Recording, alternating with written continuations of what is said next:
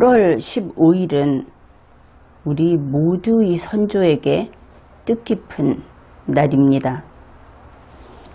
여기에서 우리의 선조라는 것은 20세기 초에 한반도를 지켰던 이들을 이야기합니다. 뜻깊은 날이다 하는 것은 1945년 8월 15일로서 뜻이 깊고, 또 1948년 8월 15일로서도 뜻이 깊고, 그리고 이 1948년이라고 하는 해는 역시 그로서 뜻이 깊다, 그렇게 볼 수 있겠습니다. 여기에서 한반도를 지켰던 이들이라고 하는 표현에 여러분이 좀 새롭게 주목해 주기 바랍니다. 그동안 우리나라에서는 그 독립운동을 했다고 하는 독립유공자, 주로 독립유공자이죠. 건국유공자는 아직은 좀 그렇고, 그래서 이 독립유공자들에게 대해서 무한한 감사를 표시해 왔습니다. 물론 그들이 한 그 업적이 많이 남아있고, 우리는 또 그것을 많이 배웠습니다. 그런데 그 모든 사고방식이, 그러니까 독립운동가 이승만, 독립운동가 김구, 또 다른 어떤 사람들, 그들이 누가 더 훌륭하냐, 이런 다툼을 하고 있죠. 현재 건국절에 대해서도 의사의 합치를 보지 못하는 이유가 바로 거기에도 있는 것이 아닌가, 그렇게 보고 있습니다. 그런데 생각을 해봅시다. 우리 대한민국은 국민주권주의를 아주 중요한, 그래서 우리 국민 한 사람 한 사람의 모임인 전체 국민이 가장 중요한 그러한 국가가 아닙니까? 그런데 과거에 어떤 사람이 더 훌륭했다, 그것은 좀 이상하죠. 바로 그것이 시대의 차이인 것입니다. 무려 100년 전, 이제 100년이 다가오고 있는데, 실제로는 독립운동가라는 사람들이 활동을 했던 그런 시기는 100년 전이라고도 할 수 있습니다. 그때는 영웅이 중요했던, 왕이 중요했던 그런 시대였죠. 그래서 그 영웅 한 명, 장수 한 명 밑에서 똑같이 나라를 지키다가 목숨을 바친 수천 명 그 일반 군인들, 병사들은 이름도 없이 잊혀졌습니다. 그것은 그때가 그런 시대였기 때문이죠. 그런데 지금은 병사 한 명 한 명이 당당한 우리의 국민이고, 그리고 어떤 경우에도 장수의 이름 밑에 병사의 이름이 덮여서는 안 되는 것이 현재 21세기입니다. 전쟁 이야기를 하는 것이 아닙니다. 그래서 이제는 우리가 생각을 바꿔야 하겠다 하는 것이죠. 독립운동을 한 누군가가 이 나라를 지켰는가? 내가 나의 리걸마인드 책에서도 그 내용을 썼는데, 만일 그 당시 2천만 명이라고 합시다. 2천만 이 한반도 주민이 독립운동을 하기 위해서 모두 한반도를 떠나서 비워버렸다면 그러면 어떻게 되었을까? 우리는 아주 중요한 부분을 잊고 있었던 것이지요. 나가서 싸운 사람은 보이는데 안에서 지킨 사람들은 잊고 있었던 것입니다. 만일 지금 일반적으로 이야기하듯이 일제강점기라고 하는 그 표현, 그 생활이 그렇게 혹독했다면 멀리 나가 있는 사람이 괴로웠겠습니까? 아니면은 일본 제국인과 같이 이 땅을 지키던 사람들이 괴로웠겠습니까? 우리가 그동안 너무나 우리 선조들을 잊고 있었던 것이죠. 그래서 그런 이유로 한반도를 떠났던 소수의 지사들, 우국지사들, 정확히 말하면 일종의 혁명가들, 그들이 그 당시 역사의 주역이 아니다. 나는 그렇게 이야기를 하겠습니다. 그들이 혁명가임에는 틀림이 없으나 이 한반도의 역사를 써내려간 사람들은 이 땅을 지키고 이곳에서 농사를 짓고 이곳에서 살았던 우리 모든 선조들이다. 그렇게 보는 것이지요. 그래서 이 땅을 지켰던 전체 주민, 우리 선조들 대부분, 그러니까 독립유공자라고 포상을 받은 그 소수가 아니라 아무 포상도 받지 못하고 그리고 그동안 여기에서 살아서 오늘의 우리가 있게 한 그 선조들, 그들 모두가 바로 한반도 역사의 주인공이다 하는 것을 기억해야 하겠습니다. 이제 영국 이야기를 좀 해봅시다. 영국을 영어로 UK라고 약자로 쓰죠. 이것은 유나이티드 킹덤의 줄임말입니다. 영국의 그 섬이 몇 개 모여 있는데 잉글랜드의 그 북쪽 거기에 있는 그 지역이 스코틀랜드라고 합니다. 여러분도 잘 알고 있는 시인 윌리엄 워즈워드, 그가 스코틀랜드의 하이랜드 지역을 여행하면서 시를 쓴 적이 있습니다. 이 하이랜드라고 하는 곳은 고산지대로서 춥고 황량한 지역이라고 하죠. 지금 우리가 살펴볼 이 시는 원 제목은 외로운 추수자, 고독한 추수자 이런 것인데 나는 그냥 그 제목을 하이랜드 아가씨라고 해석을 했습니다. 하이랜드의 아가씨를 같이 이야기를 하면서 소개를 하죠. 지금 계절은 가을입니다. 이 시에 나타나고 있는 계절이 가을인데 우리 모두가 같이 워즈워드의 길을 따라가 보기로 합시다. 우리는 스코틀랜드 하이랜드 지역을 여행 중입니다. 가을이니까 미리 누렇게 익은 들판 가운데에서 좀 떨어져서 저만치 아직은 나이가 어려 보이는 앳된 아가씨가 혼자서 낫을 들고 추수를 하고 있습니다.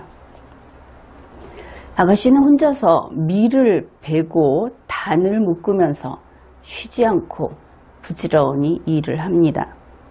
그런데 걸음을 멈추고 이 광경을 이제 우리가 지켜보는 것이죠. 그런데 우리들이 귓가에 노랫소리가 들려옵니다. 하이랜드에서는 게일어라는 그 언어를 쓰는데 게일어로 된 노랫말이 무슨 내용인지 한마디도 알아들을 수가 없습니다. 아무튼 그 아가씨의 재바른 몸놀림과 함께 이렇게 울려나오는 노랫소리, 이것이 들판을 메우고 계곡을 메우고 그리고 아주 멀리, 계곡이다 보니까 멀리 흘러나가는 것을 느낄 수 있습니다. 뜻을 알 수 없는 이국의 언어이기는 하지만 그렇기 때문에 더더욱 저 노래의 가사가 무슨 내용일까 이렇게 궁금해지는 것이죠. 그 가사는 무엇일까? 역사적으로 항상 패배했던, 그래서 수많은 영웅들이 목숨을 바쳐야 했던 이 하일랜드의 슬프고 불운했던 역사를 노래하는 것일까? 아니면 인간이 살아가면서 결코 피할 수 없는 고난과 실패를 노래하는 것일까?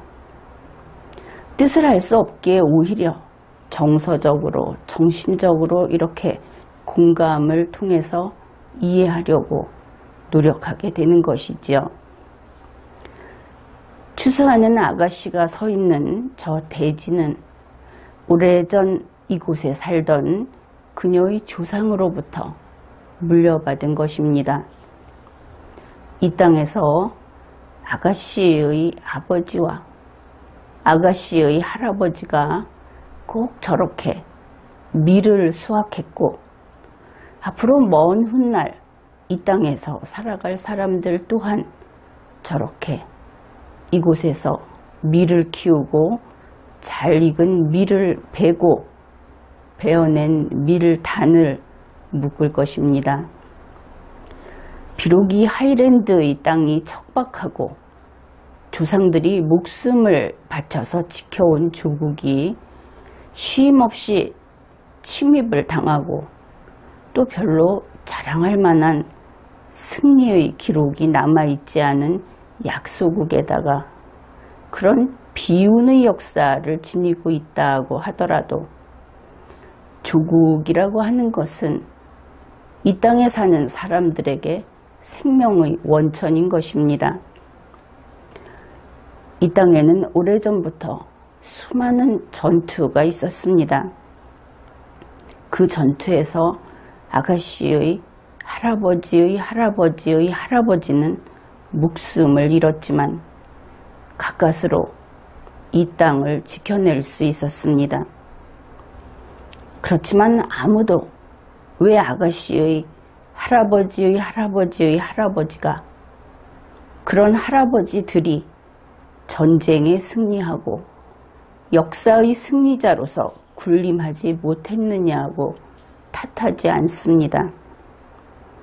목숨을 바쳐서 이 땅을 지키고 서로 운이 다해서 얼마간 이 땅을 남에게 빼앗긴 적이 있더라도 그래도 다시 찾아서 후손에게 전해주었기에 오늘 아가씨가 이 땅에서 경작하고 추수해서 삶을 영위하는 데 필수적인 곡식을 얻을 수 있게 된 것이므로 아가씨는 그 먼 옛날의 할아버지들에게 한없이 감사할 뿐입니다.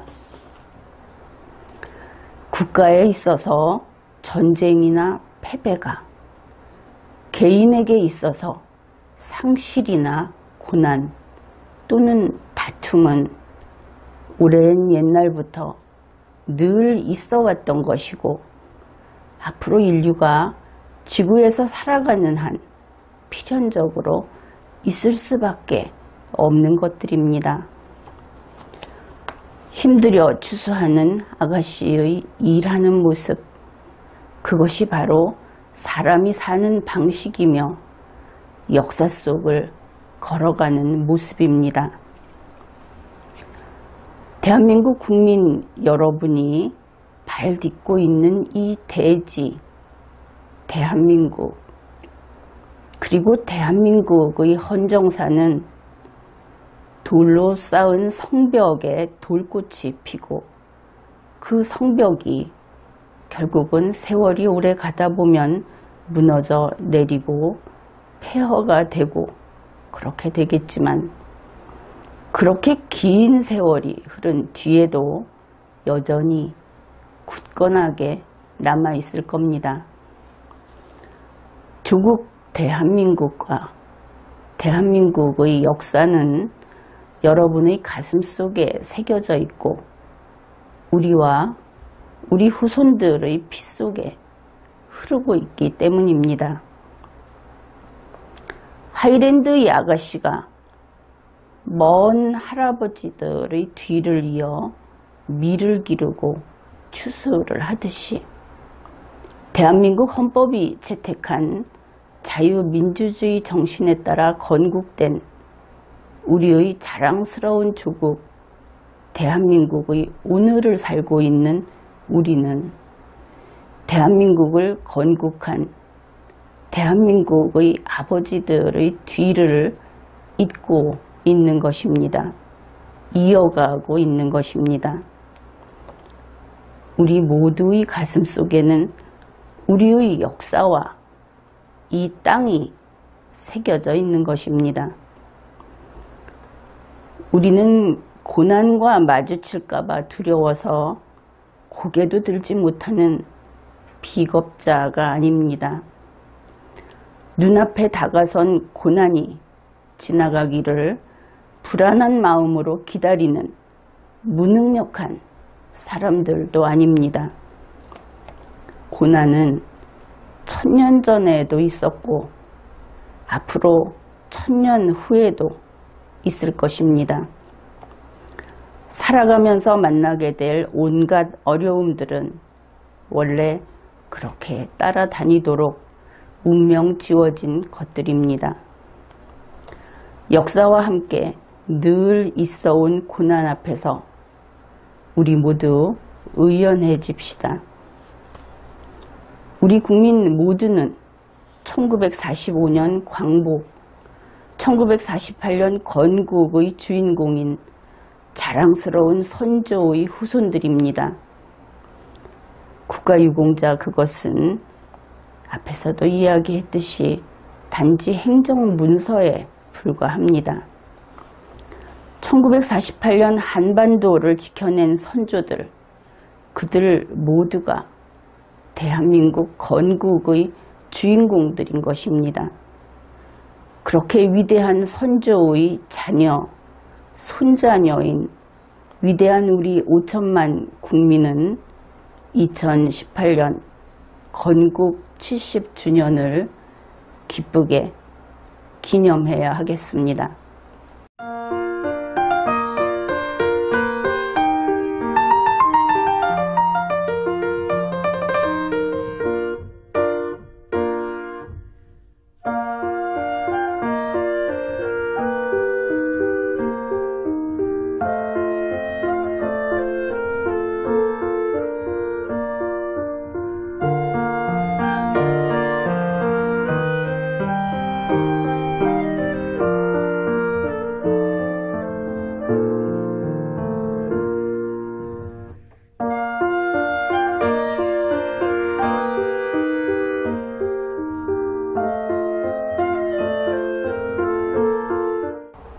(2018년 8월 15일은) 제73주년 광복절이었습니다.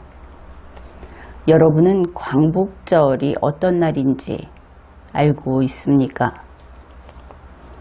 아마 나름대로 학교에서 배운 혹은 사전에 나와 있는 그런 식으로 광복절이라는 것을 알고 있을 겁니다. 그런데 그것은 어디까지나 대한민국 한반도에서 북위 38도선 이남 지역에서 그곳에서 정의된 광복절입니다. 그런데 이 1945년 8월 15일이라는 날은 우리만의 날은 아니죠. 우리나라에서만 그 날을 기념하고 우리가 만든 날이 아니다 하는 겁니다. 다시 말해서 이것은 세계사에 기록된 그런 날이라는 뜻이죠. 그래서 그 의미를 함께 생각해 보기로 합시다.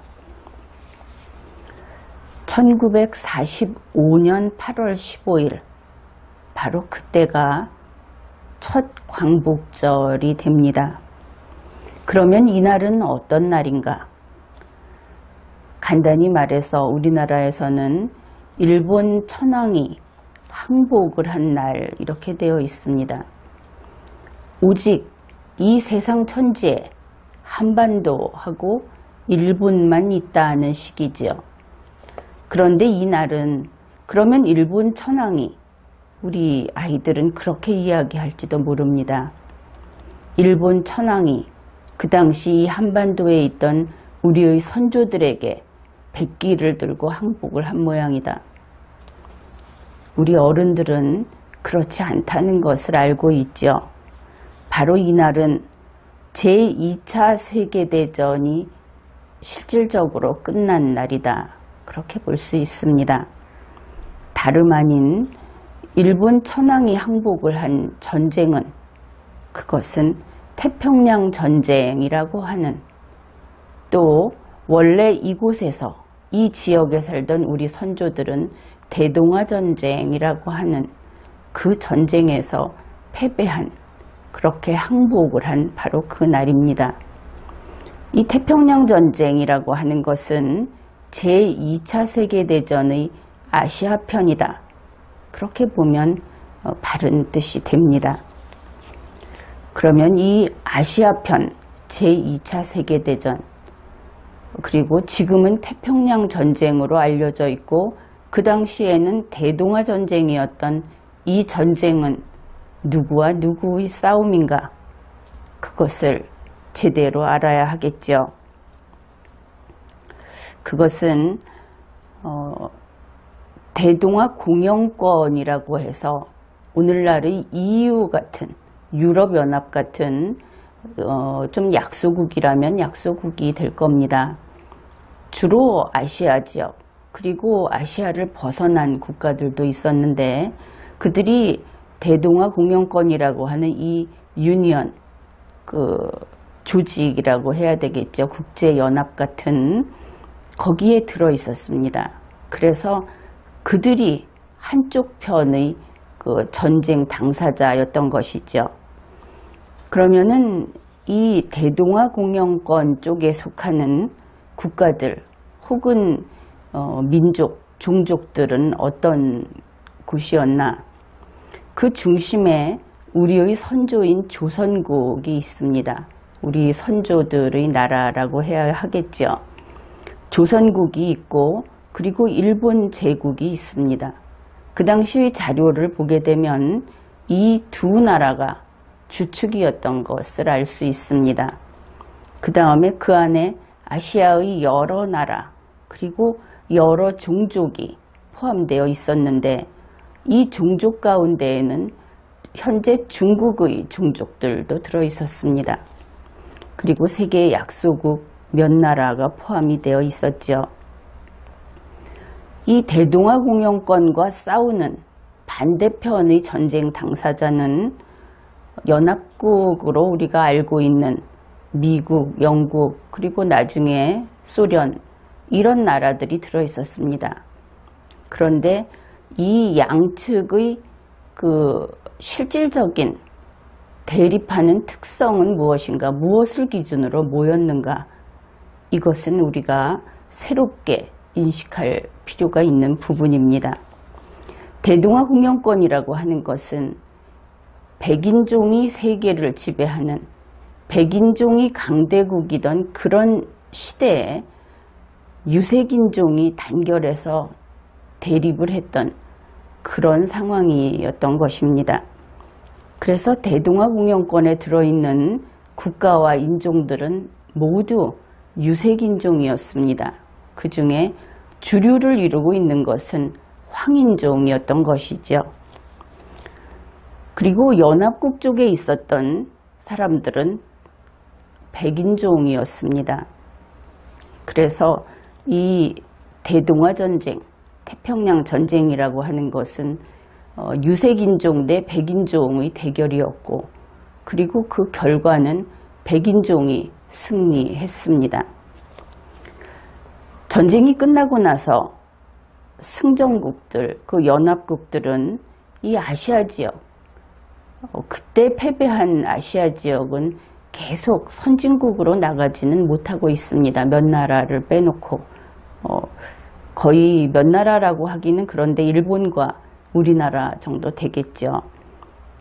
그래서 이 아시아 지역에 있던 대동아 공영권에 있던 모든 종족과 국가들에게 대동아 공영이라는 말을 금지시켰습니다. 공식적으로 금지시켰습니다. 그래서 이 전쟁도 대동아 전쟁으로 기록되지 못하고 태평양 전쟁으로 바뀌어 기록이 되었습니다.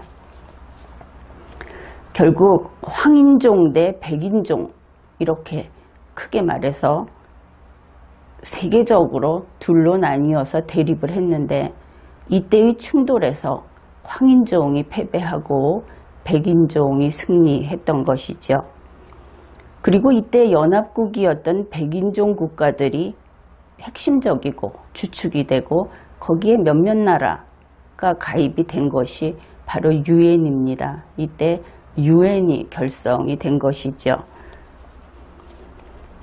그래서 이 광복절이라고 하는 1945년 8월 15일이라고 하는 것은 황인종 측의 대동아 공영권 가운데 황인종 측의 주도 세력인 조선국, 우리 선조들의 군주국가, 그 조선국, 그리고 일본 제국, 현재 일본국의 그 선조들의 국가, 이들이 패배를 인정하고 항복한 날이다. 그렇게 됩니다. 그래서 이날 항복을 하는 데에는 우리는 일본 천황만 항복을 했다고 알고 있지만 그 항복 여부를 결정하는 어전회의에 우리의 선조인 조선국의 왕인 이은이 참석을 했었습니다.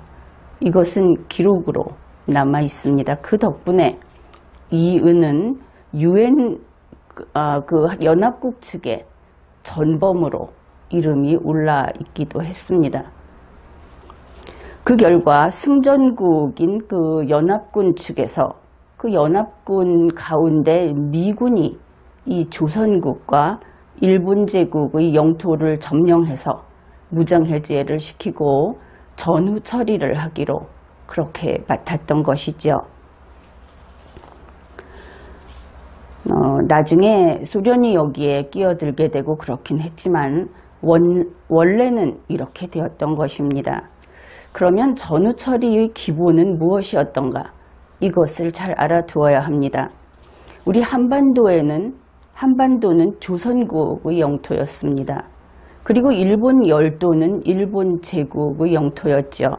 이 둘을 다 미군이 점령을 해서 처리하도록 했던 것입니다. 조선국에 들어와 보면 국가의 구조가 그렇죠. 상층부가 있고 하층부가 있습니다. 그 시대는 지금과 같은 자유민주주의 국가라든지 뭐 헌법주의라든지 이런 것이 아니고 군주국이었던 것이죠. 군주 1인 독재라고 할 수 있습니다. 독재는 꼭 그렇게 나쁜 뜻은 아닙니다. 그래서 조선국의 상층부에는 조선 왕조와 동일한 왕의 집안에서 대대로 왕을 내보내게 그렇게 되어 있었고 그 당시의 왕은 이은이었습니다. 그리고 하층부에는 조선국의 백성들이 있었죠. 한편 일본 측에는 일본 제국 쪽에는 살아있는 신인 일본 천황의 왕가 역시 왕의 집안이 있었고 그쪽에서도 그 왕의 집안에서 왕을 배출했던 것입니다. 그곳에 10여 개 사실은 상당히 많은 그런 집안이 있었고 그 집안 중에 하나가 우리의 선조인 조선국의 왕 이은의 집안이 거기에 들어 있었습니다.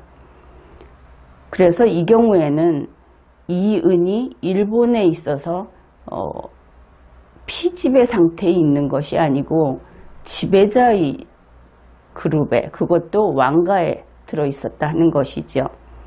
그리고 일본 제국의 하층부에는 신민이 있었습니다. 이러한 두 나라의 구조 속에서 미군은 그 중에 양쪽의 상층부를 해체해서 없애기로 한 것입니다. 왜냐하면 백인 연합국과 전쟁을 일으킨 자들은 바로 이 상층부에 있는 자들이기 때문이죠. 결국 일본 제국이 더 컸고 그쪽에서 일본 천황의 집안 한 집안, 그 직계 집안만 남기고 모조리 평민으로 만들었습니다. 그래서 왕가들이 다 폐가가 된 것이죠. 조선국의 왕 이은도 마찬가지 처지가 되었습니다. 그리고 나서 이제 무엇이 남았습니까? 이 조선국의 영토인 한반도에는 백성만 남았고 일본 제국의 영토인 일본 열도에는 신민만 남은 것이죠. 물론 일본에는 천황이 남았습니다. 그것은 일본 제국의 신하들, 그들이 필사적으로 그 천황의 존재를 유지하게 하려고 거의 목숨을 걸고 싸웠습니다. 그래서 그 천황에게는 인간으로서의 권리를 모두 박탈하고, 그러니까 새로 만드는 국가에서 지금 우리 국민들이 헌법상 보장받는 국민의 권리, 이것이 현재의 일본 천황에게 없습니다. 그래서 신이 아닌 인간이 되기로 약속하고, 그리고 인간이면서도 국민의 권리를 모두 포기하기로 약속하고, 그리고 일본 천황이라는 존재를 유지시키기로 했습니다. 그래서 일본에는 일본 천황과 신민이 있지만 천황은 논외로 해도 좋은 그런 상태가 된 것이죠. 미군은 조선국의 영토인 한반도에 백성들이 주축이 된 국가를 건설하기로 했습니다. 그것이 그 결과 나온 것이 우리 대한민국이고, 이 국가는 헌법주의 그리고 국민주권주의를 중심으로 하는 그런 국가가 되었습니다. 미군은 마찬가지로 일본 제국의 영토인 일본 열도에 신민이 주축이 되는 국가를 건설했습니다. 그것이 오늘날의 일본국이고, 그 나라 역시 헌법주의와 국민주권주의에 따라서 만들어지고 운용되는 그런 국가가 되었습니다. 그래서 이러한 내용들을 요약해 보면 이렇게 됩니다. 1945년 8월 15일이 광복절이다. 그러면 그날은 어떤 날인가? 그것은 백인과 유색인, 특히 백인과 황인종의 대결에서 백인종이 승리한 날이다. 1945년 8월 15일은 미군과 조선군이 대결해서 미군이 승리한 날이다. 물론 이 조선군은 일본 제국군과 함께 싸웠다. 그렇습니다. 여러분들이 한국사를 통해서 그동안 배웠고 알고 있던 내용과는 살짝 다른 부분이 있을 겁니다.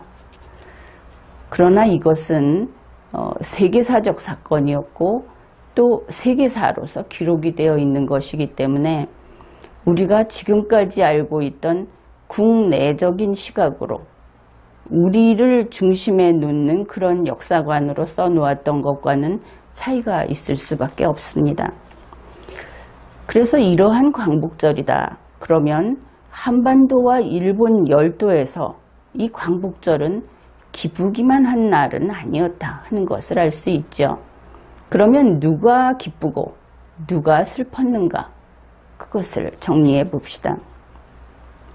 한반도와 일본 열도에서 왕족과 귀족, 군인, 공무원 등 이런 사람들에게는 1945년 8월 15일은 슬픈 날이었습니다. 그러나 조선의 보통 백성 또는 일본의 일반 신민, 그들에게는 기쁜 날이었겠죠.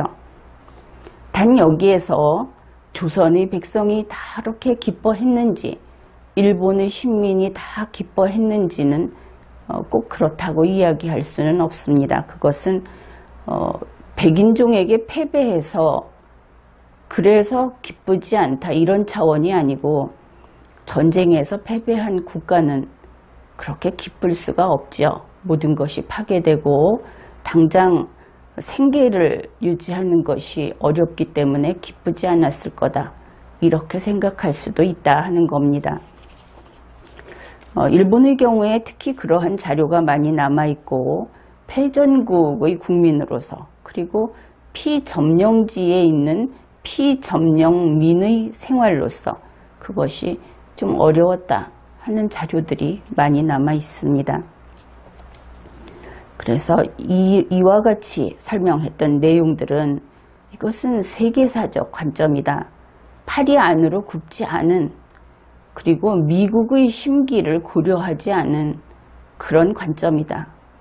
그리고 이러한 것들은 학문적으로 객관적으로 확인된 사실이다. 그렇게 이야기할 수 있습니다. 이번 회에는 광복절의 세계사적 의미를 생각해 보았습니다.